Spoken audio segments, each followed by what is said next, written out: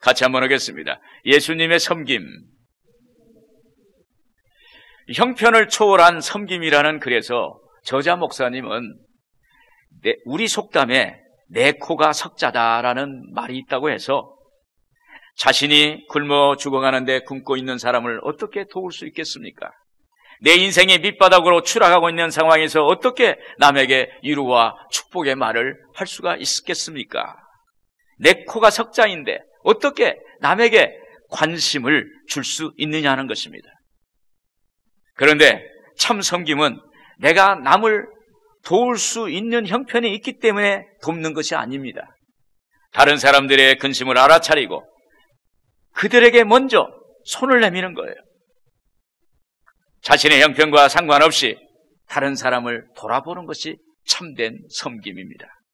어느 장로님은 폐암 말기 판정을 받고 복수와 폐해물을 빼내면서 이전에 하던 봉사를 계속 하셨답니다.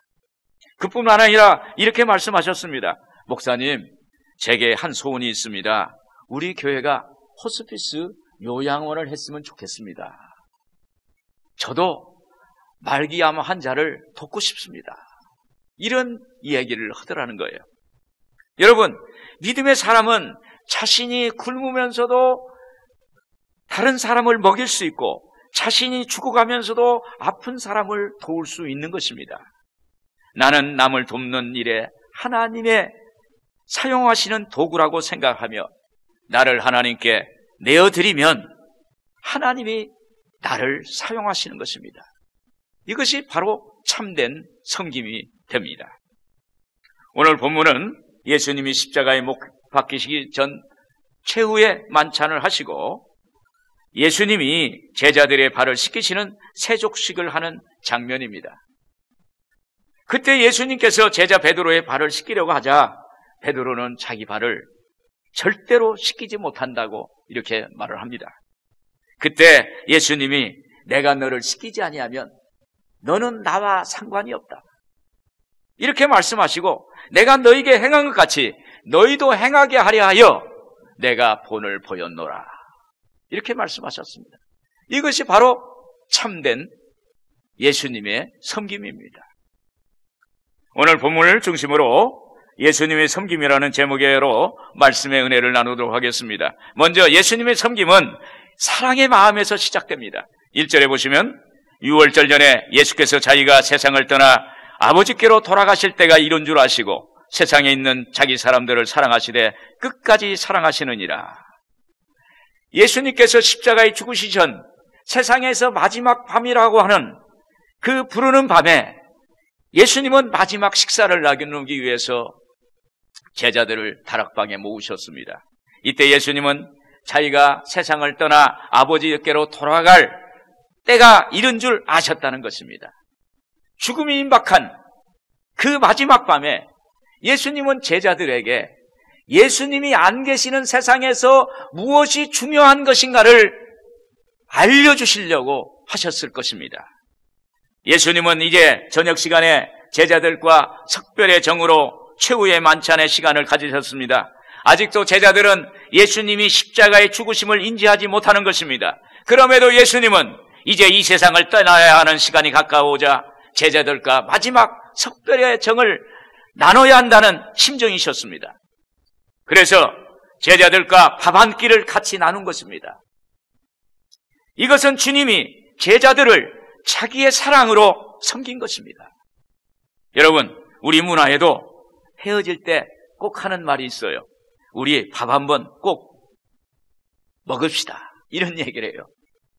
군대 갈 때도 입대하기 전에 밥 한번 꼭 먹자고 합니다. 먼 나라로 이민 갈 때도 출국하기 전에 꼭 밥 한번 먹자고 합니다. 부모님들이 칠순잔치나 팔순잔치나 하는 것도 언제 얼굴을 못 볼 수도 있는 나이니까 밥 한번 먹자는 거예요. 밥은 사랑을 말합니다.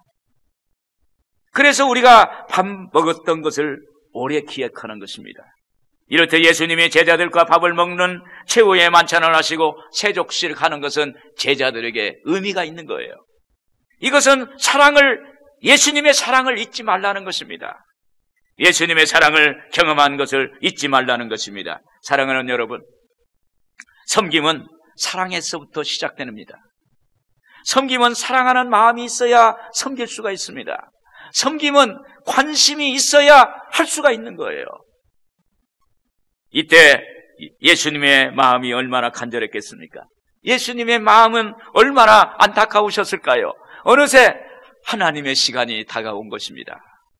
그러나 같은 시각에 제자들의 생각은 달랐습니다. 그들은 예수님이 대중의 인기를 얻고 왕으로, 메시아로 등극하기를 원하셨습니다. 그리고 그것을 기대했습니다. 그들은 예수님이 세상의 왕으로 오실 때 자기들은 그 정부에서 장관이 될 거라고 생각했어요. 그리고 제자들끼리 서로 누가 그 자리에 앉을 것인가를 말다툼을 했습니다. 그러니 저녁 시간에 예수님과 유월절 만찬을 나누기 위해 모인 예루살렘의 그 다락방에서 누가 그들의 발을 씻겨줄 사람이 없는 거예요. 누가 그 발을 씻겨줄 종이 없는 거예요. 당시 팔레스타인 지방은 길이 비포장도로여서 맨발이 든든 샌들을 신던 발이 먼지투성이었습니다. 그리고 그 길은 나귀와 짐승들도 같이 다니는 길이므로 종종 짐승들이 그 분뇨가 발에 밟혀서 그럴 때가 많았어요. 그러므로 발을 씻는다는 것은 필수적인 것입니다. 그런데 웬만한 집이면 발을 씻겨주던 종들이 있어요. 그런데 여기는 모두 장관이 되려는 사람만 있고 누구도 종의 입장이 되어 예수님과 제자들의 발을 씻겨주는 사람이 한 사람도 없는 것입니다. 제자들도 그곳에 있는 사람도 누구도 종이 되려고 하지 않는 것입니다. 그때 그 순간에 예수님이 식사 자리에서 일어나셨습니다. 예수님이 종의 입장이 되어 수건을 허리에 동이고 그리고 대야에 물을 떠서 제자들을 부르십니다. 스승이 제자들의 종이 된 거예요. 그들의 먼지투성에 발을 씻겨주십니다. 이것은 예수님이 제자들을 끝까지 사랑하는 마음이요, 희생적, 스승으로서의 희생적 사랑을 나타내는 것입니다. 이것이 예수님의 섬김입니다. 이때 제자들은 주님의 그 희생적 사랑에 감격하고 그리고 나도 섬김의 삶을 살겠다고 다짐했을 것입니다. 이렇게 예수님의 사랑이 그들의 마음속에 각인된 것입니다. 여러분, 희생적 사랑의 마음이 있을 때만이 우리의 삶이 변화되는 것입니다. 그 희생적 사랑으로 우리가 영적으로 감격하고 깨달음이 있을 때 우리의 삶이 섬김의 삶으로 변화되는 거예요. 마태복음 20장 28절에 인자가 온 것은 섬김을 받으려 함이 아니라 도리어 섬기려 하고 자기 목숨을 많은 사람의 대속물로 주려 함이라 그랬습니다. 예수님은 섬김의 종으로 오셨습니다. 예수님이 제자들 그리고 우리를 위해서 사랑하셔서 스스로 섬김의 종이 되셨습니다. 사랑하는 여러분, 참 섬김은 사랑으로부터 나오는 거예요. 주님의 사랑으로부터 시작합니다. 우리는 예수님의 끝없는 사랑을 받았습니다. 우리는 예수님의 한없는 사랑을 받았습니다. 여러분, 예수님을 사랑하십니까? 그렇다면 섬김의 종이 되세요. 예수님을 나의 주님으로 모십니까? 그러면 주님처럼 섬김의 사람이 되십시오. 예수님을 하나님의 아들로 인정하십니까? 그렇다면 주님처럼 사랑으로 섬기세요. 여러분, 예수님의 섬김은 사랑입니다. 그리고 섬기면, 참된 섬김은 예수님께 받은 섬김을 경험해야 하는 것입니다. 4절 5절 같이 보시겠습니다. 저녁 잡수시던 자리에서 일어나 겉옷을 벗고 수건을 가져다가 허리에 두르시고 이에 대야에 물을 떠서 제자들의 발을 씻기시고 그 두르신 수건으로 닦기를 시작하여 그랬습니다. 예수님께서 제자들의 발을 씻기기 위해서 수건을 허리에 동여매고 제자의 발을 대야에 담그니까 예수님이 제자들과 함께 하신 3년 반의 그 기간이, 제자들과 함께한 3년 만의 그 시간이 예수님의 그 머리에 주마등처럼 이렇게 떠오르는 거예요. 예수님께서 처음 안드레가 그 형제 베드로를 데려온 것입니다. 그리고 어느 날 아침에 간밤에 물고기를 한 마리도 못 잡은 베드로에게 찾아가셔서 깊은 곳에 가서 그물을 던지라고 할 때 거기에 만선이 되는 그러한 역사도 있었습니다. 또 예수님께서 가나의 혼인잔치에서 공생의 첫 기적을 표적으로 보셨던 사건도 생각이 납니다. 또 밤사경에 배를 타고 게네사렛 호숫가로 건너가는데 갑자기 풍랑이 거세게 불어서 배가 파선에 있을 때 그때 예수님이 그들을 건져주신 그러한 것도 자기의 생각 속에 스쳐 지나가는 것입니다. 이제 예수님이 제자의 발을 씻기기 시작합니다. 주님은 제자의 발에서 눈을 떼지 않고 계속 발을 씻기시는 거예요. 예수님이 제자들의 발을 씻기신 것은 지금이 처음인 겁니다. 예수님의 손이 제자의 발의 촉감과 마주칠 때 예수님의 그 사랑하는 마음, 사랑하는 그 심정이 온몸과 마음으로 전달이 됐습니다. 이것이 예수님의 섬김입니다. 여기서 예수님이 끝까지 사랑하시는 마음의 표현이 빌립보서 2장에 잘 나타나 있습니다. 예수님은 근본 하나님의 본체셨으나 하나님이라는 지위를 사용하지 않고 오히려 제자들을 섬기기 위해서 자신을 물같이 쏟아내셨다는 것입니다. 빌립보서 2장 7절에 그랬습니다. 오히려 자기를 비워 종의 형체를 가지사 사람들과 같이 되셨고 그랬습니다. 여기서 자기를 비웠다고 해석했지만 다른 해석은 다른 사람을 섬기기 위해서 자기 자신을 물처럼 자신을 쏟아냈다는 거예요. 이것은 예수님이 제자들을 끝까지 사랑하신다는 것은 자기를 물처럼 쏟아내어 사랑의 마음을 표현하신 것입니다. 이것이 바로 예수님의 섬김이셨습니다. 여러분, 어떻게 예수님이 이런 일을 하실 수 있을까요? 그것은 예수님이 하나님의 사랑을 받고 있다는 확신이 있기 때문에 그렇게 할 수가 있는 것입니다.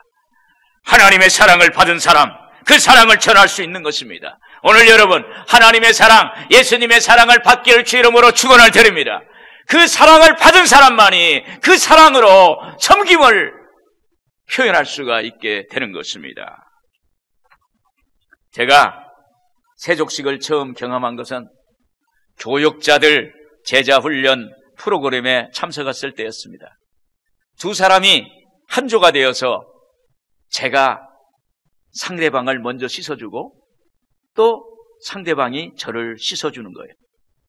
그래서 조를 편성할 때 제가 속으로 하나님, 좀 편한 사람을 좀 만났으면 좋겠다. 좀 괜찮은 사람 만났으면 좋겠습니다. 이렇게 생각을 했어요. 그런데 조가 편성이 됐는데 제가 한때 미워했던 후배를 만난 거예요. 그 후배는 1년 후배인데 대교구에서 무슨 일을 할 때면 자리에 없어져요. 협조가 안 되는 거예요. 그래서 내심 섭섭하고 믿기도 하고 그러한 분이었습니다. 그런데 대야에 물을 떠서 후배의 발을 담그고 어떻게 해야 할까 그러면서 기도를 했습니다. 하나님,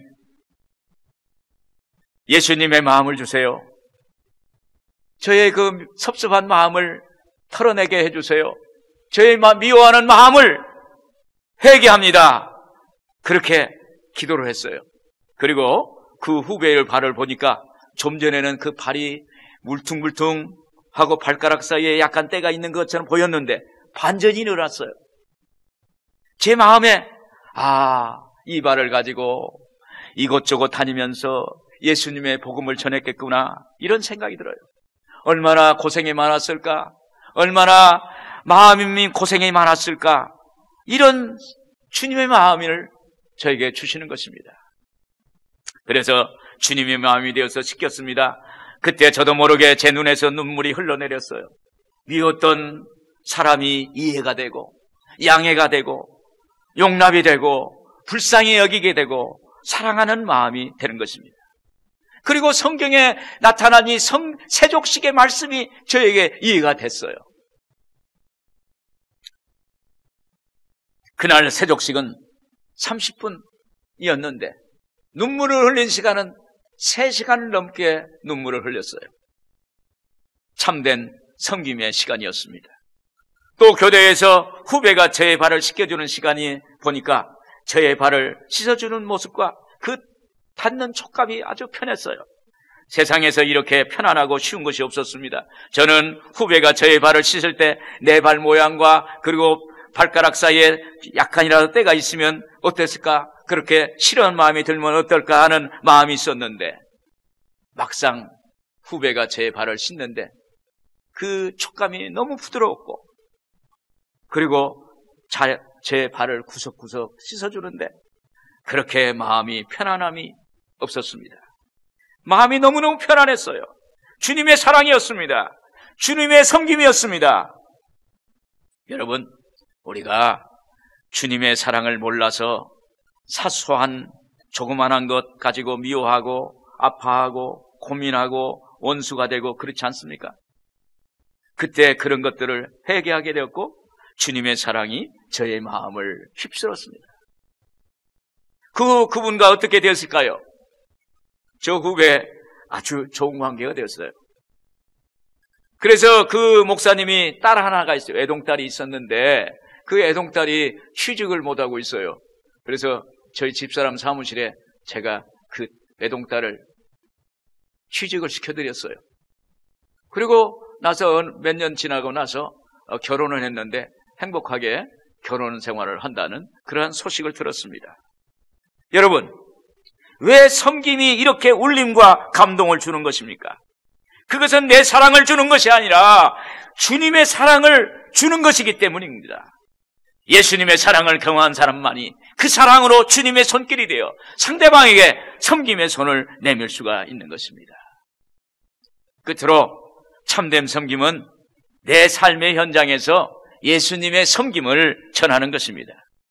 8절에 베드로가 이르되 내 발을 절대로 씻기지 못하시리이다. 예수께서 대답하시되 내가 너를 씻어주지 아니하면 네가 나와 상관이 없느니라. 15절에 내가 너에게 행한 것이 너희도 행하려 하려 본을 보였노라. 신앙은 행함에 있습니다. 예수님께서 산산수훈을 통해서 말씀을 통해서 예수님 제자들을 가르쳤습니다. 그리고 예수님은 행함을 통해서 예수님을 가르쳐 주셨습니다. 이제 예수님이 6월절 어린 양이 되셔서 십자가에 못 박혀 죽으심으로 인류의 대속 제물이 되시는 것입니다. 이때 제자들과 백성들이 이제 떠나야 시간이 되는 겁니다. 이 세상에서 마지막 하실 수 있는 것은 자기의 몸으로 우리의 죄를 대속해 주시는 거예요. 예수님이 십자가에서 죽으셔야만이 우리 인류의 죄를 대속하는 거예요. 영원히 죽어야 할 사람이 영원히 사는 길로 인도되는 거예요. 영멸하는 것이 영생으로 인도되는 것이 예수님의 십자가에 몸으로 찢겨 죽는 것입니다. 바로 이것이 예수 그리스도가 우리를 섬기는 것입니다. 섬김은 사람을 세우는 것입니다. 섬김은 생명으로 삶으로 섬겨주는 것입니다. 예수님은 십자가 죽으심으로 우리를 구원의 길로 인도하셔서 하나님의 자녀와 하나님의 형상으로 세우시는 것입니다. 이것이 바로 주님의 섬김입니다. 그래서 예수님이 베드로에게 발을 씻김을 받지 아니하면 나와 상관이 없다고 말씀하십니다. 발을 씻김을 받는 것은 예수님의 사랑을 경험하는 것입니다. 그 사랑을 경험해야 우리도 다른 사람을, 이웃을 섬길 수 있는 것입니다. 그리고 나누며, 그리고 그 나눔을 통해서 섬김의 그 하나님의 뜻을 이룰 수가 있는 것입니다. 그런데 베드로가 예수님께 이렇게 말합니다. 내 발을 절대로 씻기지 못할 것입니다. 이렇게 말하는 거예요. 이것은 나는 주님의 사랑을 받지도 않고 주님의 사랑을 전하지도 않겠다는 거예요. 나는 안 받고 안 주겠다는 거예요. 여러분, 안 받고 안 준다는 건 회색지대에 있는 사람이에요. 일 안 하고 보상을 안 받겠다.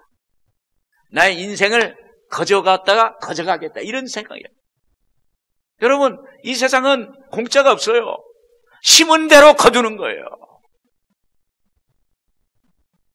이 말은 예수님의 입장에서 말하는 것이 아닙니다. 자기 입장에서 말하는 것입니다. 그러나 받을 수 없는 사람이 값없이 받는 것은 바로 하나님의 은혜라고 그래요.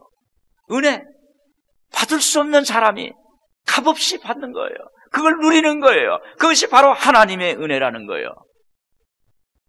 그러므로 우리는 그 하나님의 은혜를 받아서 그 은혜로 섬기는 것입니다.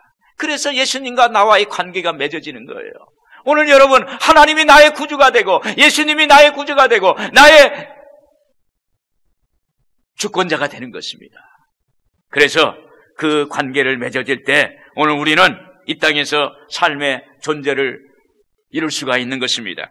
또한 8절에 보면 내가 너를 씻어주지 아니하면 네가 나와 상관이 없느니라 이렇게 말씀하셨습니다. 이 말씀은 주님의 십자가 사건을 통해서 흘리신 피로써 택한 죄인들이 죄를 씻기는 것을 상징적으로 말하는 거예요.